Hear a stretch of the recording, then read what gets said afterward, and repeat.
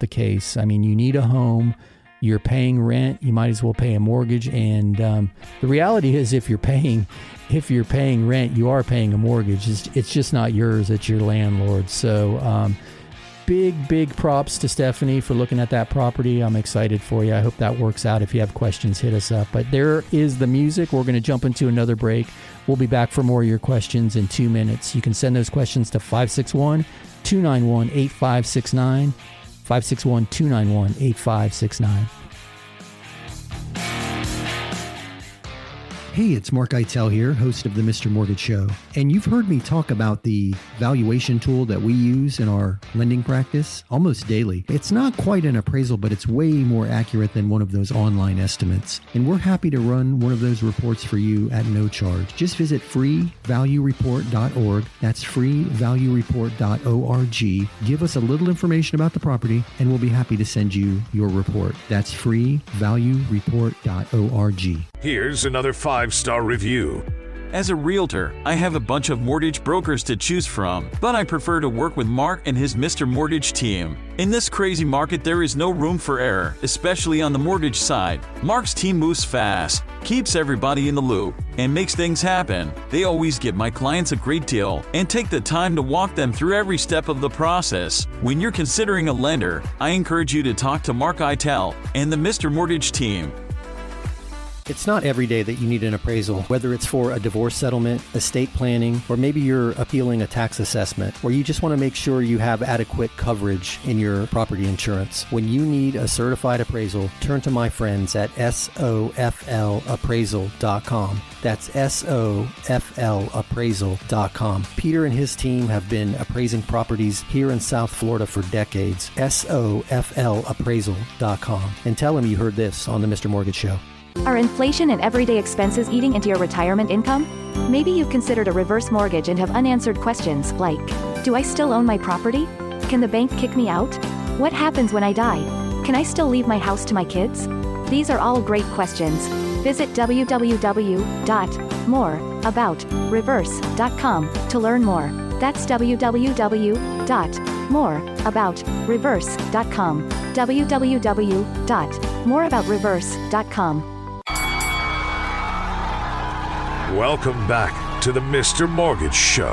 Call us now, 561-291-8569. All right, we are back, and that's right, 561-291-8569, 561-291-8569 is the Anytime hotline, and always the best way to get your questions to us. So I kind of wrapped up that last segment, encouraging everybody to look past the headlines and find the opportunity. And I'm super proud of Stephanie for finding a property with a cottage on it already producing income, because I think that's a great opportunity. So I just wanted to share this. You hear me talk about it all the time, look past the headlines and find the opportunity. And I shared that scenario with you where the people that bought at the worst possible case they could have ever bought at the tippy top of the bubble in the early 2000s still made out. So yeah, the news's job is to scare us into watching for another 15 minutes past the next commercial break. So just take all that into consideration and read past that. I mean, the reality is the rates in the 2s and the 3s were wonderful, but they weren't real. They were a product of the COVID relief.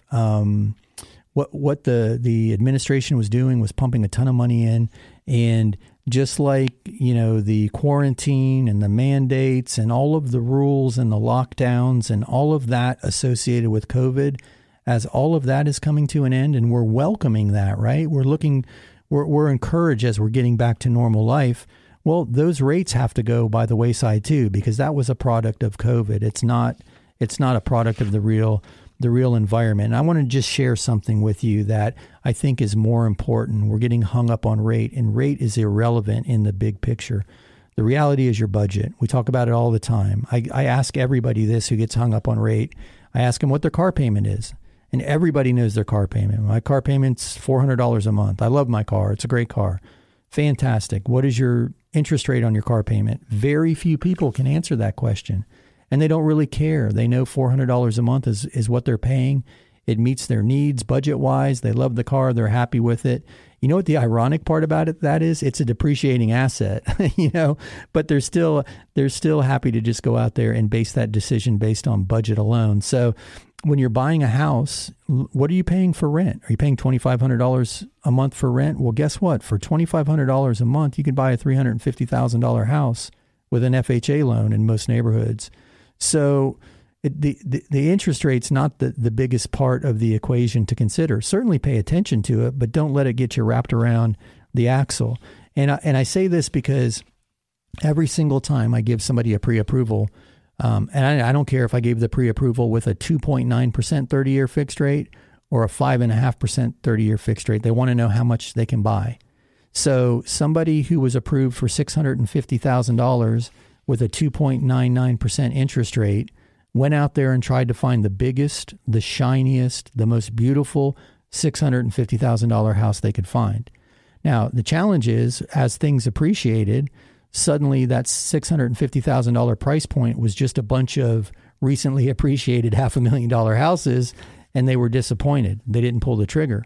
Well, that same person right now today, if the rates are 5.5%, in order to keep that payment the same, they're now qualified for $500,000. So it's not the rate as much as it is our expectations. Now they're super disappointed. The reality is, if you can buy a $500,000 house and it appreciates at, I don't know, let's use 5% a year, because it's not going to continue at 20% a year. That house is appreciating at $25,000 a year. How hard is it going to be for you to save an additional $25,000 a year without doing any more work, without a side hustle, without saving any money? The house is doing it for you. You didn't have to cut out your Starbucks. You didn't have to forego your vacation. The house is making you money. So I guess where I'm going with this is, look at your budget. What can you afford? And go out there and get you, I'm going to sound like a hillbilly, go out there and find yourself the most satisfying property you can in that price range. And if it doesn't check every one of your boxes, then make it a two-step process. Okay, I'm going to buy this house. I'm going to live in this house for 2 years. I'm going to take this equity and I'm going to move up. And that's the reality of things. All right. So hopefully that helps. Don't get hung up on your rate. Look at your budget. The rate it's half the battle. It's not even half the battle. The important thing is, find a place you can afford. Look for the opportunity. Opportunity is out there for all of us, and it's worth taking the opportunity. You're going to hit a home run in the long run, and we would be happy to be a part of that for you. So, any questions? Give us a shout. 561-291-8569. That pushes to the office during the week, or visit the website www.mr.mortgage, or check out the Facebook page. We're having a lot of fun with that. We're dumping all of the videos and the reports and the data that we use during the show. So you can find us there at The Mr. Mortgage Show on Facebook. That wraps us up for this week. Dom and I will be back next week right here, same time, same station, and we hope that you join us then. Thanks.